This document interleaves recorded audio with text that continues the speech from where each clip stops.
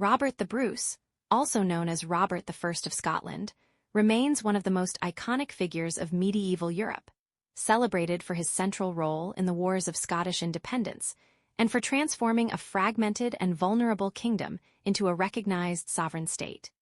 He was born in 1274 into a powerful aristocratic family of mixed Norman and Gaelic heritage, which gave him both a legitimate claim to the Scottish throne and deep connections within the complex network of noble alliances that shaped the politics of the time.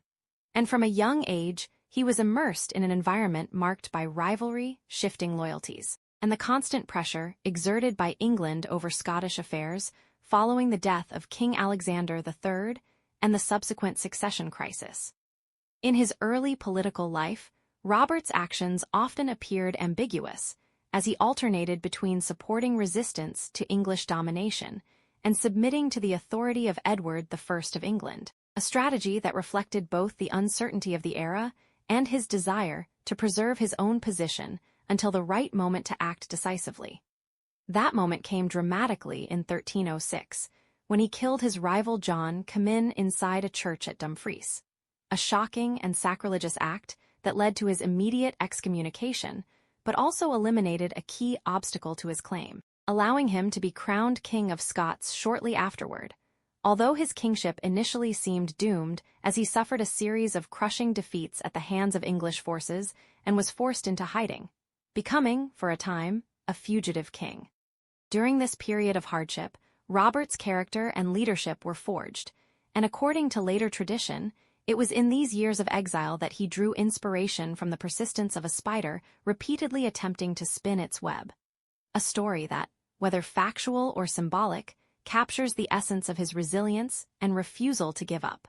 Abandoning conventional warfare, he adopted highly effective guerrilla tactics, striking quickly and unpredictably, destroying enemy strongholds, and gradually rebuilding his strength while winning the loyalty of both nobles and common people, who began to see in him a determined and capable leader. His efforts culminated in the famous Battle of Bannockburn in 1314, where his outnumbered army achieved a decisive and unexpected victory against the forces of Edward II of England, using superior tactics, knowledge of the terrain, and disciplined infantry formations known as schiltrons to overcome English cavalry. This victory not only secured his authority, but also had enormous symbolic importance, inspiring Scottish resistance and effectively shifting the balance of power.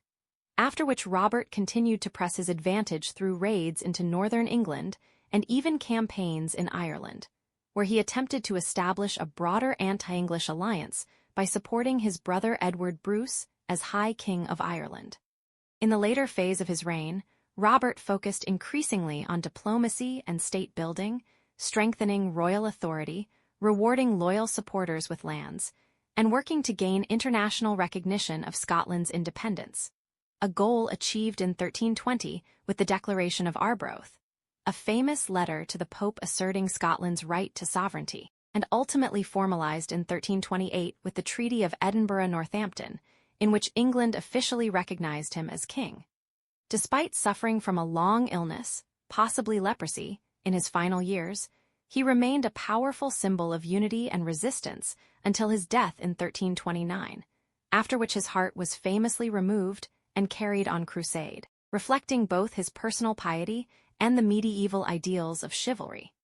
Today, Robert the Bruce is remembered not only as a brilliant military commander and determined ruler, but also as a foundational figure in the creation of Scottish national identity, embodying perseverance, strategic intelligence, and the enduring struggle for independence against overwhelming odds.